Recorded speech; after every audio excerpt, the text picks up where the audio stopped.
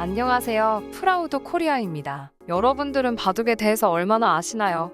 아마 지금 10대 분들은 잘 모르실 수 있지만 한때는 길거리 공원에서 어르신들이 3, 4, 5 모여 바둑 경기를 하시는 걸 자주 볼 수 있을 정도로 흔했는데 요즘에는 다소 뜸해진 것 같네요.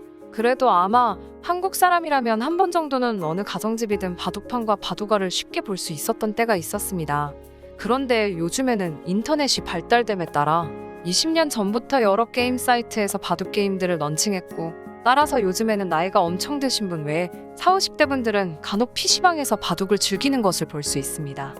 이처럼 바둑은 비록 두는 방식이 바뀌긴 했지만 꾸준히 한국에서 사랑받는 게임입니다. 우리나라에 바둑이 들어선 건 엄청 오래됐는데요. 우리나라 바둑의 기원은 순장바둑으로 삼국시대 백제부터 전해 내려왔다는 기록이 있습니다. 이로부터 꾸준히 룰이 조금씩 바뀌어가면서 역사를 이어왔죠. 그리고 근대에 들어 한국 바둑계는 여타 스포츠 분야와 유사하게 주로 한 사람의 천재적 스타를 중심으로 발전하게 되었습니다. 그 첫 번째 주인공은 조남철 프로인데요. 광복 후 일본에서 귀국한 조남철 프로는 1945년 한국기원의 전신인 한성기원이 설립되며 현대바둑의 역사가 본격적으로 시작하게 되죠.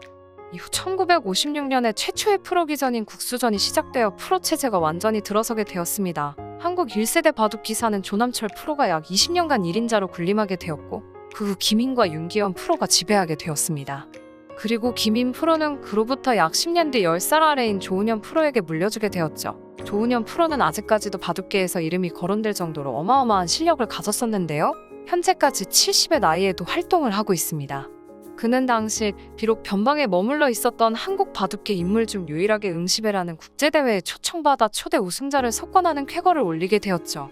그는 이후에도 1992년 통산 타이틀 획득 124회로 세계 최고 기록을 수립하였고, 그 다음 해인 93년에는 패왕전을 우승함으로써 한 기전 최다 연패 기록인 16연패를 세웠으며 94년에는 후지스배를 우승함으로써 세계대회 사이클링 히트를 달성하게 되었습니다.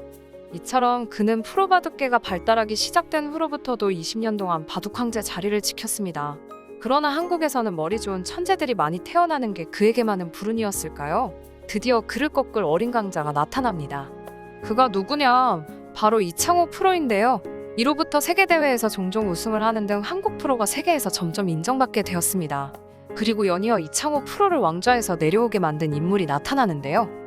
바로 우리가 너무나도 잘 아는 이세돌 프로가 나타난 것입니다. 정말 재밌는 건 1인자들은 마치 서로를 알아보기라도 한 듯 다음 세대의 왕이 나타날 때까지 굳건히 왕위를 지키고 있다가 오직 왕이 될 인물에게만 그 자리를 물려주는 모습을 보이고 있죠. 그리고 이세돌은 한국 사람들에게 있어 충분히 그 왕좌를 받을 만한 사람이었습니다. 그는 정말 천재 중에 천재였는데요. 12살에 입단하여 바둑계에 들어설 때부터 천재 소리를 들었었죠. 그는 한국 바둑 프로기사 중 최연소 입단 3위를 기록했고, 메이저 세계대회에서 14회 우승하며 그때 우승 횟수 2위에 올라 있습니다.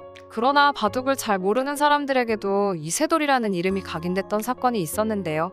바로 6년 전에 있었던 구글 딥마인드 챌린지 매치에서 진행됐던 알파고와의 대국 때문이었습니다. 그때 당시 한국을 포함한 전 세계 사람들은 알파고의 학습 능력을 전혀 모르던 때라 컴퓨터 프로그래밍을 좀 한다는 사람이 아니면 대부분 이세돌의 완승을 예측했었는데요. 세계 최고의 기사로 평가되던 이세돌이 너무나도 무력하게 알파고의 첫 패배를 하게 되자 전 세계가 충격에 빠지게 되었죠. 이후로 기계에 대한 인간의 패배이다, 앞으로 기계가 인간을 지배할 것이다 등 온갖 기사가 터져나왔었고, 이를 본 사람들은 절망에 빠지게 되었죠. 한편 알파고의 기세는 인간들을 비웃기라도 하는 듯 세 번째 판까지 이세돌 구단을 압박하며 압도적인 승리를 챙겼습니다. 그리고 대망의 네 번째 판, 초반 진행 당시 이현욱 8단이 형세를 보길 여전히 알파고가 좋다, 이세돌 구단이 실리 작전을 두고 나왔지만 3국까지의 형태와 별 다를 바가 없어 보인다며 좋지 않은 전망을 내보였습니다. 그런데 대국 중반쯤 흐름이 바뀌었습니다. 이세돌 구단이 알파고에게 일격을 가할 수 있는 수가 생긴 것이죠. 이세돌 구단의 돌인 백돌이 중앙흑의 급소를 파고들면서 흑에게 상당한 부담을 준 것입니다. 그리고 그 수로 인해 알파고는 점점 흔들리게 되었습니다. 알고리즘이 마치 오류가 난 듯 알파고는 정신을 못 차리고 이후로 해설진들도 당황할 만한 수를 계속 내던졌습니다. 이세돌 구단이 신의 한 수를 두었음에도 여전히 알파고는 79수를 두면서 실책이라고 알아차리지 못했으며 뒤에 87수를 두고서야 자신의 승률이 크게 떨어진 것을 알아차리게 되었습니다. 그렇게 알파고의 수는 뒤틀리게 되었고 패배를 확정짓게 되었죠.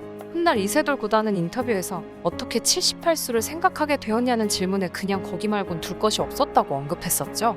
이세돌과의 대국 이후 알파고는 다른 기사들과의 경기에서 단 한 번의 패배 없이 승리를 이끌어냈습니다. 여기엔 중국의 랭킹 1위의 바둑기사 커제까지 포함되어 있었는데요. 이세돌의 사패를 보고 부담스러웠는지 커제는 승률이 높았던 백도를 잡을 정도로 전의를 불태웠지만 세 번 모두 알파고에게 패배하고 마는데요. 대국 도중 돌연 자리를 떠났다가 10여 분 만에 돌아온 뒤 눈가를 닦으며 울먹이는 모습을 보였기도 했죠. 대국 전까지만 해도 중국 전역은 어떻게 이세돌 따위가 세계를 대표하는 기사냐, 커제 정도는 돼야지 알파고랑 하는 게 맞지 않냐 등 자신만만한 모습을 보였지만 그 결과는 참담했던 것입니다. 결국 알파고는 이후에 경기에도 단 한 번도 지지 않았고 이세돌은 알파고를 이긴 전례 없는 기사로 등극하게 되었습니다. 대국 이후로도 바둑계는 한동안 무기력해지는 듯 했으나 한국의 바둑계는 여전히 훌륭하게 세대 교체를 이루어내고 있는데요. 이세돌 구단을 꺾고 박정환 구단이 2010년 중반기 이후 한국 바둑의 제왕으로 자리 잡았지만 그 기간을 그렇게 길지 않았습니다. 신진서 구단의 등장으로 인해 말이죠.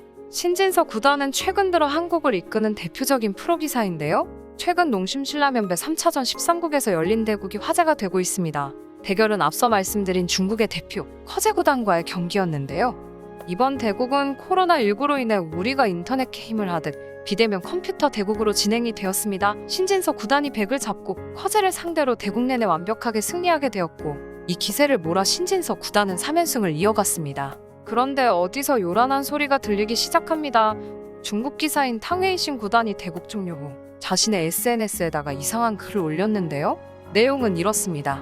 신진서의 진짜 실력이었으면 좋겠는데 미위팅이랑 둘 때도 화장실을 6번이나 갔고 자기가 둘 차례인데도 몇 번이나 자리를 비웠단 말이지라며 마치 부정이라도 저지른 듯이 얘기를 한 것이죠. 이는 프로기사에게 매우 신뢰되는 말이기도 하며 무엇보다도 검증되지 않은 음모론을 자신의 SNS에 아무렇지 않게 게재하는 것은 선수 자체를 무시하는 행동이었습니다. 참고로 그날 대국은 대국장을 들어갈 때 금속 탐지기도 설치되었고 매우 보안이 철저한 상태에서 진행된 것이라 단순히 탕웨이싱의 뇌피셜에 불과할 뿐이었죠. 그런데 여기서 끝난 것이 아닙니다. 정말 어처구니 없게도 그날 대회에서 무기력하게 패배한 커제도 탕웨이싱의 말을 동조하면서 웨이보에 올린 것입니다. 신진서가 화장실을 너무 간다. 그렇다고 신진서가 AI를 쓰고 있다고 말을 하는 것은 아니다. 그냥 화장실을 자주 간다고라며 뒤끝을 남겼습니다. 경기에서 졌던 것이 분했던 걸까요? 상식적으론 이해할 수 없는 말을 남겼습니다. 그리고 너무나도 비겁하게 자신이 직접 나서는 게 아니라 마치 팬이 내 말을 동조해줬으면 하는 듯이 말을 했다는 것입니다. 여론몰이를 한 셈이죠. 커제의 이런 행동은 비단 오늘만의 일이 아니었습니다. 예전 2019년 박정환 구단과의 경기에서도 자신의 실수로 인해 막판 역전패의 위기에 몰리자 자신의 뺨을 소리나게 때린 뒤 급기야 한국말 욕까지 하며 경기장을 흐려놨었습니다. 이를 본 바둑의 호가들은 프로 바둑계에서 절대 있을 수 없는 일이라며 커제가 보여준 비매너 행동은 바둑 전체를 욕보이는 것 같아 안타깝다고 언급했죠.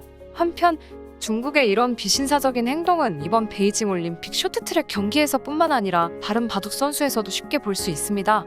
앞서 말씀드린 탕웨이싱은 이세돌 구단과의 경기에서도 이상한 물건을 들고 와서 집중력을 향상시키려는 듯 대국 중에 코에 계속 무언가를 주입시키는 행동을 한 것입니다. 또한 부채를 들고 요리조리 흔들더니 이세돌 구단의 수를 방해하려는 모습도 보였습니다. 그리고 이세돌 구단의 순서에서 갑자기 자리에서 일어나는 등 조잡하게 대국장을 나갔다가 들어오기도 하며 머리를 긁으면서 비등 공격을 일삼아 이세돌 구단의 집중력을 계속 흐트리려는 비신사적인 행동을 지속했죠. 중국의 이런 매너 없는 행동에도 불구하고 한국의 바둑은 이번 농심 신라면배에서 중국의 5대4로 역전승을 하게 되어 대세는 한국이라는 것을 입증하게 되었습니다. 우리나라의 바둑계는 유독 머리 좋은 사람들이 많아서 그런지 꾸준히 좋은 인재들로 인해 세대 교체가 원활하게 이뤄지고 있습니다. 한국 바둑계가 중국, 일본을 무찌르고 오랫동안 세계를 평정하여 깨끗한 경기들을 주도했으면 좋겠네요. 여러분은 어떠신가요? 시청해주셔서 감사합니다. 구독과 좋아요, 그리고 알람 설정 부탁드립니다.